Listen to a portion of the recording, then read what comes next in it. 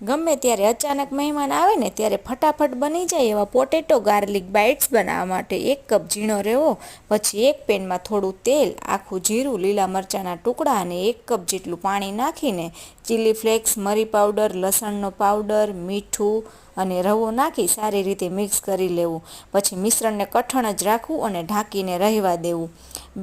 પછી એમાં 2 નંગ બાફેલા બટેટાને મિશ્રણમાં ગ્રેટ કરીને નાખવા, ચીઝ ખમણીને નાખવું અને થોડા લીલા ધાણા નાખી બધું મિક્સ કરી લેવું. અને આ સમયે જો લોટ થોડો ઢીલો લાગે ને તો ચોખાનો લોટ નાખી દેવો.